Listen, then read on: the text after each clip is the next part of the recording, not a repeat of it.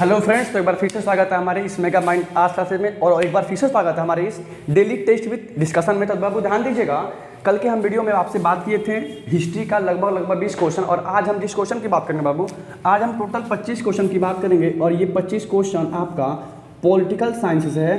ध्यान दीजिएगा, political science से लगभग 25 क्वेश्चन जो आपका हमारे तैयार किए हुए हैं, ये 25 क्वेश्चन आपके एग्जाम में पूरे इससे पहले वाले एग्जाम में के साथ साथ लगभग 2 साल का ये पूरा पेपर है। ध्यान दीजिएगा, प्रीवियस ईयर पेपर हम बार बार कहते हैं आपसे, अगर आप प्रीवियस ईयर पेपर तैयार कर लेते हो तो आपके पूरे एग्जाम में यहीं से पेपर पूछने वाले हैं। तो चलिए बात करते हैं इसमें पहले नंबर क्वेश्चन की। ध्यान दीजिएगा, आपका पहला नंबर क्वेश्चन क्या है, आप देखिए, आप अगर डेली टेस्ट विथ डिस्कशन में अगर डेली वीडियो को देखते हैं और क्वेश्चन का एनालिसिस करते हैं, एक्सप्लेनेशन को सुनते हैं, तो आपको अधिक से अधिक फायदा एग्जाम में मिलेगा, ये पूरी गारंटी है हमारी। चलिए बात करते हैं इसमें पहला नंबर क्वेश्चन की आपका। ध्यान दीजिएगा, इसमें पहला नंबर क्वेश्चन कह रहा है, ये आपका जो सेशन है वो पॉलिटिकल साइंस का सेशन है। ध्यान दीजिएगा, और इस पॉलिटिकल साइंस का आपके सेशन में आपका पहला क्वेश्चन है, भारत में एकल नागरिकता का प्रावधान। क्या बोल रहे हैं भैया? भारत में एकल नागरिकता पर का प्रावधान या भारत में एकहरी नागरिकता, भारत में एकल नागरिकता का प्रावधान या भारत में एकहरी नागरिकता हमने किस देश से लिया है। मतलब भारत के संविधान में जो एकल नागरिकता का ठीक है प्रावधान है या एकहरी नागरिकता का प्रावधान है, हमने किस देश से लिया। तो ध्यान दीजिएगा, भारत में एकल नागरिकता, एकहरी नागरिकता और भारत ने संसदीय प्रणाली को मतलब लोकसभा और राज्यसभा को जिस देश से लिया है उस देश का नाम कौन है? ब्रिटेन है। ध्यान दीजिएगा, आपका पहला नंबर क्वेश्चन है, भारत में एकल नागरिकता अर्थात एकहरी नागरिकता हमने किस देश से लिया है। तो एकल नागरिकता या संसदीय प्रणाली को हमारे भारत ने ब्रिटेन के संविधान से लिया है। और ध्यान दीजिएगा, वर्तमान में जो ब्रिटेन के प्रधानमंत्री हैं वो ऋषि सुनक हैं। ये भी क्वेश्चन एग्जाम में बन सकता है कि वर्तमान में इंग्लैंड के नए नवनिर्वाचित प्रधानमंत्री कौन है, तो वो ऋषि सुनक हैं। ठीक है, और अगर हिस्ट्री से बात करें हम, तो हिस्ट्री से क्वेश्चन कहाँ इसमें बन सकता है, आपका हिस्ट्री से क्वेश्चन बन सकता है, भारत लंबे वर्षों तक किस देश का उपनिवेश बना रहा। तो भारत लंबे वर्षों तक ब्रिटेन का उपनिवेश बना रहा। तो इस तरह से आपका पहला नंबर क्वेश्चन का आंसर हो गया, एकल नागरिकता हमने या एकहरी नागरिकता अर्थात या हमने संसदीय प्रणाली को ब्रिटेन के संविधान से लिया है। ये आपका पहला क्वेश्चन था। वही आपसे हम पूछ दें कि हमने न्यायिक पुनर्वालोकन, जुडिशियल रिव्यू, न्यायिक पुनर्वालोकन और हमने मौलिक अधिकार को किस देश से लिया। ध्यान दीजिएगा, हमने न्यायिक पुनर्वालोकन और मौलिक अधिकार को अमेरिका के संविधान से लिया है और मौलिक अधिकार का उल्लेख संविधान के भाग 3 में किया गया है, 12 से 35 में किया है। इसको भी आप ध्यान दीजिएगा कि हमने मौलिक अधिकार संविधान के भाग 3 से लिया है, भाग 3 में उसका वर्णन किया गया है, और हमने मौलिक अधिकार अमेरिका के संविधान से लिया है। और मौलिक अधिकार वर्तमान में कुल कितने हैं? तो 6 मौलिक अधिकार हैं। संपत्ति का अधिकार मौलिक अधिकार की श्रेणी में नहीं आता है। चलिए इसमें बात करते हैं क्वेश्चन नंबर 2। आपका क्वेश्चन नंबर 2 इसमें कह रहे हैं, भारतीय संविधान का कौन सा अनुच्छेद निर्वाचन व्यवस्था का उल्लेख करता है। वो कौन सा अनुच्छेद है जो इलेक्शन कमीशन का निर्वाचन व्यवस्था का उल्लेख करता है। तो ध्यान दीजिएगा, संविधान का भाग 15, ठीक है, ये क्वेश्चन हर साल पूछ देता है, ध्यान इस पे शक नहीं करना है, ठीक है ना। ये क्वेश्चन हर साल पूछा हुआ है कि निर्वाचन व्यवस्था का उल्लेख या निर्वाचन पद्धति का उल्लेख संविधान के किस भाग में है। तो भाग 15 में है और अनुच्छेद 324 में किया गया है इस बात का उल्लेख। ये क्वेश्चन पूछा हुआ एग्जाम में कि निर्वाचन व्यवस्था का उल्लेख, निर्वाचन पद्धति का उल्लेख या निर्वाचन आयोग का उल्लेख संविधान के किस भाग में है। तो भाग 15 में किया गया है, अनुच्छेद 324 इस बात का उल्लेख करता है। और एक बार क्वेश्चन तो ऐसे आपसे एग्जाम में बना हुआ था कि संविधान का कौन सा संविधान का अनुच्छेद 324 का संबंध है निर्वाचन आयोग से है। ये आप ध्यान दीजिएगा, ठीक है। यहाँ सुन लीजिएगा, निर्वाचन आयोग के जो प्रथम मुख्य निर्वाचन आयुक्त थे, पहली बार जो बने थे वो आपका सुकुमार सेन थे। और ये क्वेश्चन पूछा हुआ एग्जाम में कि भारत के पहले निर्वाचन आयुक्त, मुख्य निर्वाचन आयुक्त कौन थे? सुकुमार सेन थे। और वर्तमान में आप जान लीजिए, ख्याल ये वर्तमान वाला क्वेश्चन नहीं पूछा हुआ है, वर्तमान में आपका राजीव कुमार हैं।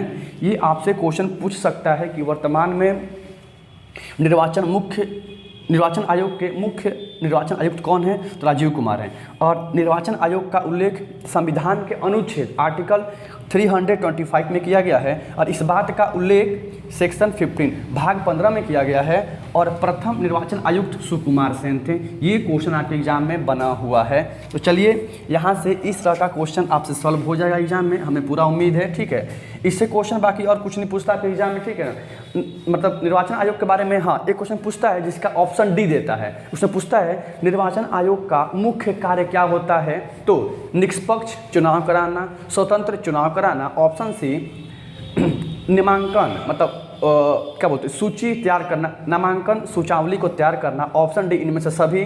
मतलब निर्वाचन आयोग के बारे में अगर कार्य की बात करेगा आपसे ना तो इनमें से सभी आंसर देगा। इस बात को आप गारंटी याद रखिएगा। बाकी क्वेश्चन यहाँ से सब बना हुआ है, ये ध्यान दीजिएगा। ठीक है, चलिए बात करते हैं क्वेश्चन नंबर 3 की। आपका क्वेश्चन नंबर 3 क्या कर रहे हैं? आपका क्वेश्चन नंबर 3 कर रहे हैं भारत के जो मुख्य न्यायाधीश हैं CJI chief justice of India, इनको बोलते हैं हिंदी में भारत का मुख्य न्यायाधीश। और ध्यान दीजिएगा भारत का जो ये मुख्य न्यायाधीश होते हैं, इन भारत के मुख्य न्यायाधीश की नियुक्ति कौन करता है? तो भारत के मुख्य न्यायाधीश की नियुक्ति आपको राष्ट्रपति करता है। ये ध्यान दीजिएगा आपको। Bharat CJI chief justice of India, Bharat के मुख्य न्यायाधीश। हम इंग्लिश में बोलेंगे, ठीक है, आप थोड़ा समझ लीजिएगा। चीफ मतलब मुख्य, जस्टिस मतलब न्यायाधीश, इंडिया मतलब इंडिया। भारत के मुख्य न्यायाधीश की नियुक्ति कौन करता है? तो भारत के मुख्य न्यायाधीश की नियुक्ति राष्ट्रपति करता है। और राष्ट्रपति को ये अधिकार है कि वह भारत के मुख्य न्यायाधीश की नियुक्ति करे। और आपसे क्वेश्चन ये कभी नहीं पूछेगा कि भारत के प्रथम मुख्य न्यायाधीश कौन थे? तो J कानिया, HJ कानिया थे, लेकिन वर्तमान में है वो DY चंद्रचूड़ हैं। ये सब क्वेश्चन आपके एग्जाम में नहीं बनेगा। ठीक है, ध्यान दीजिएगा। इस तरह से क्वेश्चन आपका 3 का आंसर हो गया। भारत के मुख्य न्यायाधीश की नियुक्ति राष्ट्रपति करता है। आप इस बात को याद रखिएगा, ठीक है ना। अब देखिए डेली टेस्ट विथ डिस्कशन का एक फ़ायदा ये है कि देखिए हम यहाँ एक क्वेश्चन का एक्सप्लेनेशन कर रहे हैं 12th के पॉइंट ऑफ व्यू से, मतलब जो एग्जाम पॉइंट ऑफ व्यू है बस उसी के लेके, बाकी कोई मेरा मतलब नहीं है कि और आगे पढ़ाना डीपली नहीं। जो क्वेश्चन 12th बना है बस वही पढ़ा रहे हैं। आपका क्वेश्चन नंबर 4 कर रहे हैं भारत के संविधान में कितने मौलिक कर्तव्य? ध्यान दीजिएगा। पहली बात कि भारत के संविधान में कितने मौलिक कर्तव्य हैं, और ध्यान दीजिएगा मौलिक कर्तव्य भारत के संविधान में टोटल वर्तमान में 11 हैं। वर्तमान में मौलिक कर्तव्यों की संख्या 11 है और मौलिक कर्तव्य को सरदार स्वर्ण सिंह समिति के आधार पर जोड़ा गया था। ये क्वेश्चन तो हूबहू पूछा हुआ है एग्जाम में कि सरदार स्वर्ण सिंह समिति का संबंध किससे है? तो मौलिक कर्तव्य से है। और मौलिक कर्तव्य को हमने रूस के संविधान से लिया है। और इस बात का उल्लेख संविधान के भाग 4 का ए में किया गया है। ये क्वेश्चन पूछा हुआ है एग्जाम में कि मौलिक कर्तव्य का उल्लेख संविधान के किस भाग में किया गया है? भाग 4 के 1 में किया गया है। मौलिक कर्तव्य का उल्लेख संविधान के भाग 4 के 1 में किया गया है। मौलिक कर्तव्य वर्तमान में कुल 11 हैं और इसको रूस से लिया गया है। ये क्वेश्चन नहीं पूछा हुआ है, हमने खैर बता दिया। आपसे क्वेश्चन ये जरूर पूछेगा कि 42वां संविधान संशोधन कब हुआ? 42वां संविधान संशोधन कब हुआ? तो 42वां संविधान संशोधन 1976 में हुआ था। और इस 42वें संविधान संशोधन के तहत उस समय इंदिरा गांधी की सरकार थी, ठीक है ना। 42वां संविधान संशोधन 1976 के तहत सरदार स्वर्ण सिंह समिति की सिफारिश पर, अनुशंसा पर 26 वर्ष बाद, देखिए 1950 में भारत का संविधान लागू हुआ, 1950 और 26 जोड़िए 1976 आएगा। 26 साल बाद आपके संविधान में मौलिक कर्तव्य जोड़ा गया था। आपसे क्वेश्चन 12 में बस यही पूछेगा कि 42वां संविधान संशोधन 1976 में हुआ था, तो कब हुआ था? तो ये हो गया था। मौलिक कर्तव्य को किस संविधान संशोधन के द्वारा जोड़ा गया था? तो आंसर ये कुल कितने हैं? 11 हैं। किस समिति की सिफारिश पर? सरदार स्वर्ण सिंह समिति की सिफारिश पर। चलिए आगे बात करते हैं क्वेश्चन नंबर 5 की। आपका क्वेश्चन नंबर 5 है राज्य का संवैधानिक प्रमुख। ध्यान दीजिएगा, जब राज्य की बात करें और राज्य का संवैधानिक प्रमुख की बात करें तो ध्यान दीजिएगा राज्य और केंद्र का संवैधानिक प्रमुख दोनों पूछता है। तो राज्य का संवैधानिक प्रमुख आपका राज्यपाल होता है और राज्यपाल की नियुक्ति कौन करता है, तो राष्ट्रपति करता है। ये भी क्वेश्चन पूछा हुआ है कि राज्यपाल की नियुक्ति कौन करता है, राष्ट्रपति करता है। और राज्य का संवैधानिक प्रमुख राज्यपाल होता है। वही अगर कह दें कि आपसे क्वेश्चन पूछेगा 12th में केंद्र का संवैधानिक प्रमुख कौन होता है, तो वो आपका राष्ट्रपति होता है। ये क्वेश्चन पूछा हुआ है एग्जाम में कि केंद्र का संवैधानिक प्रमुख कौन होता है, तो केंद्र का संवैधानिक प्रमुख आपका राष्ट्रपति होता है। लेकिन राज्य का राज्यपाल, देखिए राज्य का अलग है, केंद्र का अलग है, राज्य का सीएम अलग है, केंद्र का पीएम अलग है, और इस तरह से राज्य का संवैधानिक प्रमुख राज्यपाल, राज्य का राज्यपाल, केंद्र का राष्ट्रपति। लेकिन क्वेश्चन ये भी पूछा हुआ है कि राज्यपाल की नियुक्ति राष्ट्रपति करता है। ये आप ध्यान दीजिएगा कि राज्यपाल की नियुक्ति कौन करता है, तो राज्यपाल की नियुक्ति राष्ट्रपति करता है। चलिए बात करते हैं क्वेश्चन अच्छे करें। भारत में कितने राज्य में द्विसदनात्मक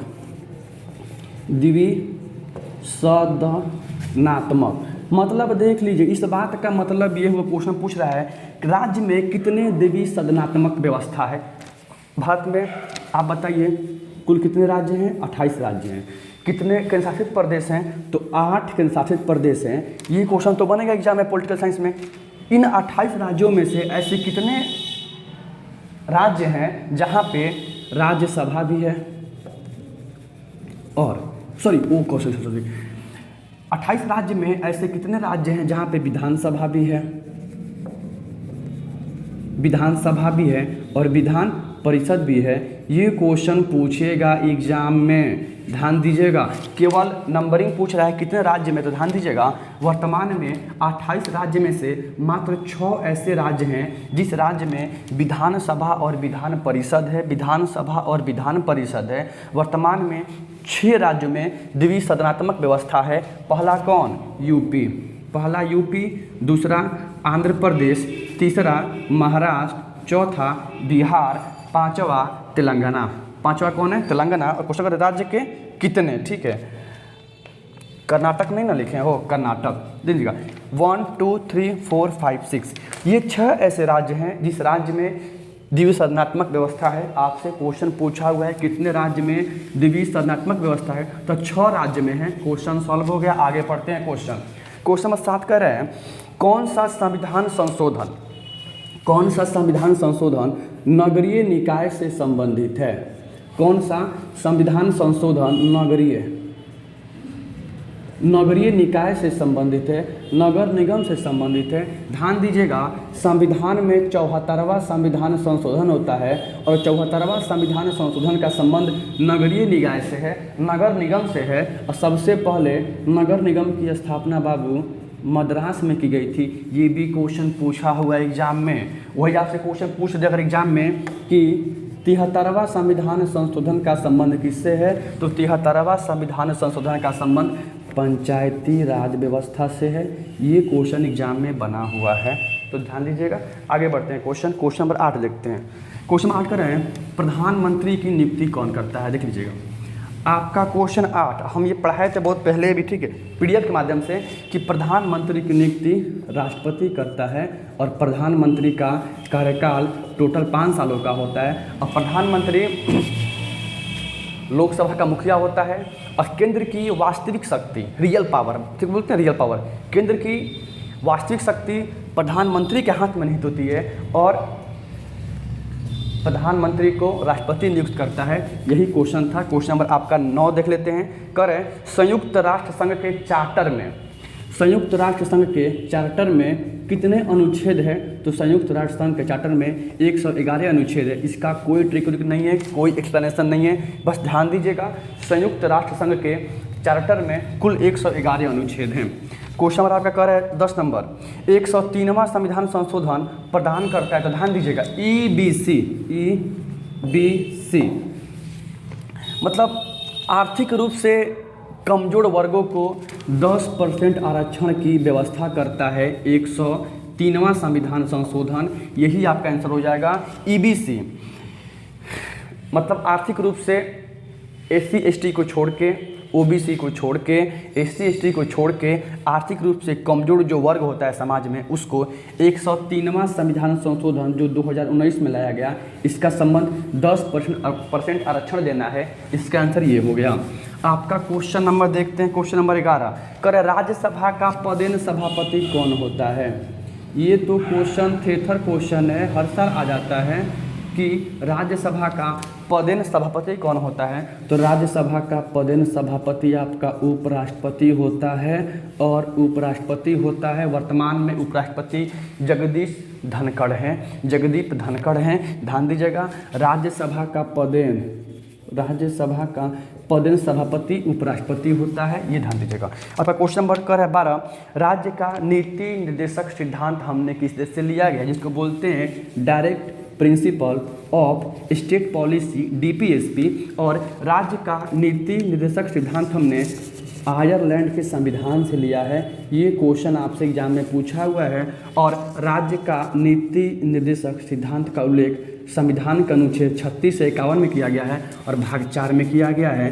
ये क्वेश्चन पूछा हुआ है एग्जाम में कि भाग 4 का संबंध, देखिए एग्जाम में क्या देते हैं, एग्जाम ये देता है ऐसे IV रोमन वाला IV, संविधान के भाग 4 का संबंध राज्य का नीति निर्देशक सिद्धांत से है, 36 से 51 में इसका उल्लेख है, आयरलैंड से लिया गया है। ये इसका आंसर हो जाएगा राज्य का नीति निर्देशक सिद्धांत के बारे में। आगे बढ़ते हैं, क्वेश्चन अगला देखते हैं। क्वेश्चन अगला है राज्यसभा का मेंबर बनने के लिए, ध्यान दीजिएगा, आपसे जब भी राज्यसभा कहेगा,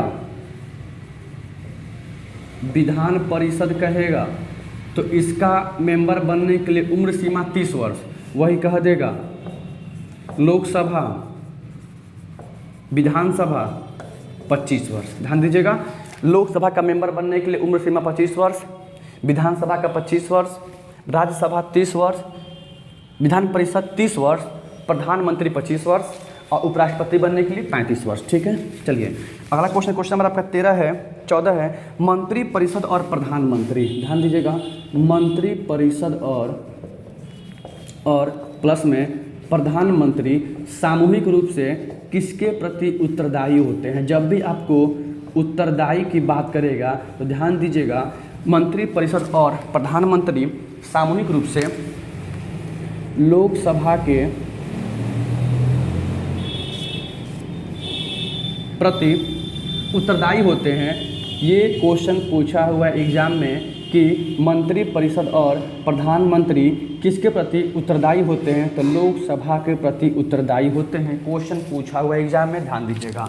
चलिए बात करते हैं अगला नंबर क्वेश्चन क्या। अगला क्वेश्चन है धन विधेयक कहाँ प्रस्तुत किया जाता है। हम बार बार समझाए थे कल की परसों के वीडियो में कि मनी बिल आम आदमी का टैक्स है, पैसा हमारा और आपका टैक्स हम देते हैं, आप देते हैं, और हमारे और आपके जैसे जो टैक्स जमा होते हैं, इससे संबंधित विधेयक को बोलते हैं धन विधेयक। और ध्यान दीजिएगा, धन विधेयक केवल लोकसभा में पेश किया जाता है, क्योंकि लोकसभा लोगों की सभा है और लोग पैसा देते हैं, तो लोगों की सभा में पेश होगी। क्वेश्चन ये भी पूछा हुआ है आपसे, धन विधेयक कहाँ पेश होता है, केवल लोकसभा में, कभी राज्यसभा में पेश नहीं होगा। और धन विधेयक को राज्यसभा 14 दिनों तक अपने पास रोक कर रख सकती है।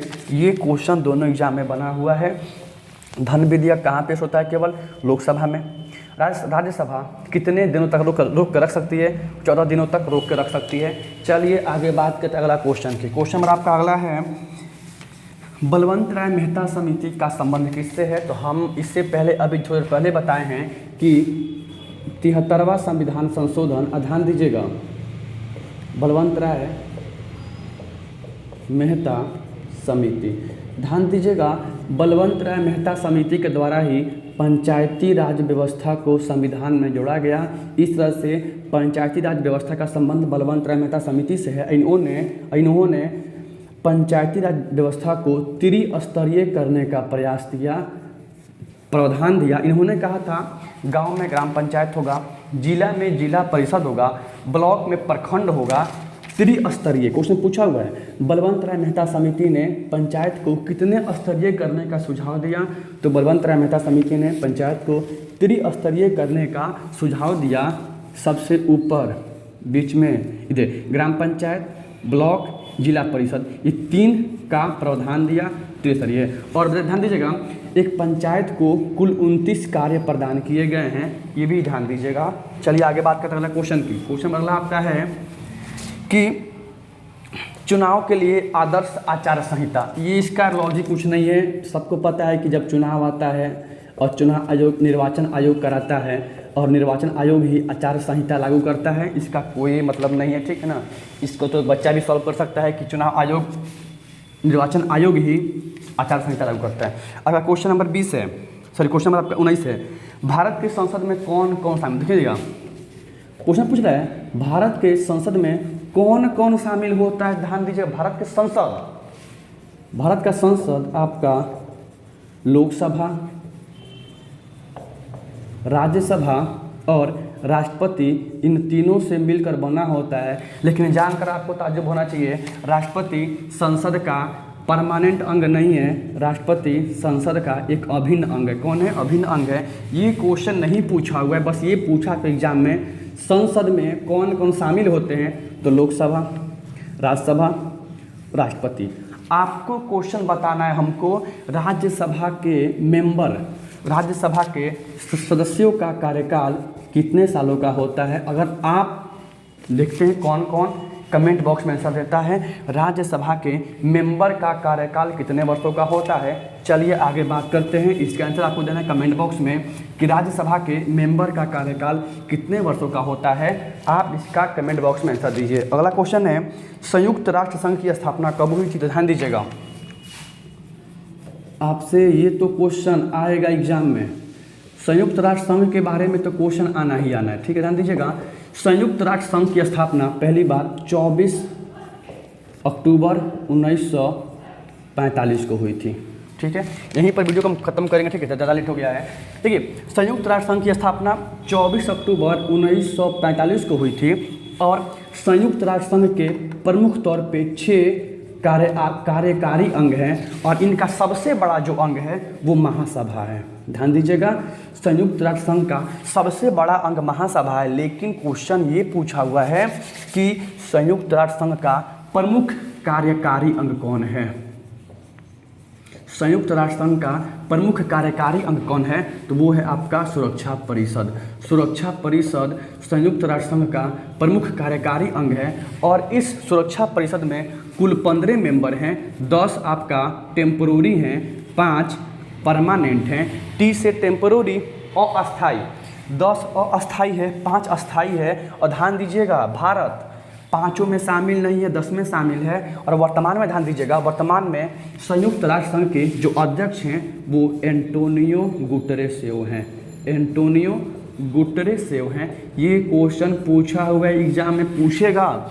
संयुक्त राष्ट्र संघ की स्थापना 24 अक्टूबर 1945 को, इसलिए प्रतिवर्ष 24 अक्टूबर को संयुक्त राष्ट्र संघ दिवस मनाते हैं। इसके प्रमुख 6 अंग हैं। सबसे बड़ा अंग महासभा, सबसे प्रमुख रूप से देश में शांति और सुरक्षा कायम रखने वाला जो अंग है, देश में मतलब 2 देशों के बीच, 2 या 2 से अधिक देशों के बीच कोई आपसी मतभेद न हो, इन मतभेदों को रोकने के लिए जो इसका प्रमुख कार्यकारी अंग है वो आपका कौन है, सुरक्षा परिषद है। इसमें कुल 15 मेंबर हैं, 10 अस्थाई और 5 अस्थाई। आपको ये याद करना है संयुक्त राष्ट्र संघ का मुख्यालय कहाँ पे है, तो संयुक्त राष्ट्र संघ का मुख्यालय आपका न्यूयॉर्क में है। और आपसे मेरा लास्ट क्वेश्चन है, इसके बाद फिर से दोहरा दे रहे हैं। संयुक्त राष्ट्र संघ की स्थापना, ध्यान दीजिएगा, संयुक्त राष्ट्र संघ की स्थापना 24 अक्टूबर 1900 की गई थी 45 को। इसका मुख्यालय न्यूयॉर्क में है। सबसे बड़ा अंग महासभा। कुल कितने अंग हैं? 6 अंग हैं। वर्तमान में कौन है इसका अध्यक्ष? Antonio Guterres. पहला कौन था? तो वो था त्रिगवेली। तेली से याद कर लीजिए, त्रिगवेली। त्रिगवेली जो नॉर्वे का था, वर्तमान में ये पुर्तगाल का है। इसका प्रमुख कार्यकारी अंग, देश में शांति और सुरक्षा कायम करने वाला जो अंग है वो आपका सुरक्षा परिषद है। कुल 15 मेंबर हैं, 10 अस्थाई है और 5 अस्थाई है। चलिए बात करते हैं अगला क्वेश्चन की, और आपको क्वेश्चन बताना है एग्जाम के पॉइंट ऑफ व्यू से। चलिए आज के लिए आपका होमवर्क रहेगा SAARC, इसको बोलते हैं हिंदी में शार्क। शार्क या दक्षेस। आपको कमेंट बॉक्स में आंसर लिखना है। क्वेश्चन 2 नंबर का है, ध्यान दीजिएगा। आप लिखिए कमेंट बॉक्स में, आपका आज का होमवर्क है। आज का आपका होमवर्क है शार्क का पूरा नाम क्या है। आपका इसमें पहला क्वेश्चन है सार्क का, ध्यान दीजिएगा देखने वाला, आप नज़र मत चुराइए, ठीक है ना, लिख के बताइए चुपचाप। सार्क का पूरा नाम क्या है, क्वेश्चन। इसमें कुल कितने देश शामिल हैं, ये क्वेश्चन। और सार्क का हो गया, पूरा नाम बताइए, कितने देश शामिल है वो बताइए, सार्क की स्थापना कब हुई थी ये बताइए, और इसका मुख्यालय कहाँ है ये बताइए, मुख्यालय कहाँ है ये बताइए। अगर आप इसका सही आंसर देते हैं तो आपका अगले वीडियो में हम आने से पहले आपको आपका नाम रख के पुकारेंगे, तब आगे पढ़ाएंगे हम। आपका पहला क्वेश्चन है, सार्क का पूरा नाम क्या है, SAARC, सार्क पूरा नाम क्या है, कितने देश शामिल हैं, स्थापना कब हुई, मुख्यालय कहाँ है, और इसका प्रथम शिखर सम्मेलन कहाँ हुआ था, इसका प्रथम शिखर सम्मेलन कहाँ हुआ था। देखते हैं कितने कितने ऐसे योद्धा हैं जो 2023 में एग्जाम दे रहे हैं और इसका आंसर उनको पता है। दोस्तों वीडियो आप ख़त्म करते हैं। हमने 2 क्वेश्चन छोड़ दिया है, ठीक है ना, वो क्वेश्चन पंचायत राज से ही था जो हम पहले ही आपको डिस्कशन करा दिए हैं। ध्यान दीजिएगा, इस डेली टेस्ट विथ डिस्कशन का मेरा मेन पर्पस है आपको अधिक से अधिक क्वेश्चन को सॉल्व कराना, एक क्वेश्चन को अधिक से अधिक सॉल्व करना, क्योंकि उसका एक्सप्लेनेशन ही आपको याद रखना है। पढ़निहार और पढ़ना उसको बोलते हैं जो हर एक क्वेश्चन को, ठीक है ना, एनालिसिस करके पढ़े। रटना तो कोई भी रट लेता है ना, मतलब स्थापना कभी बस हो गया।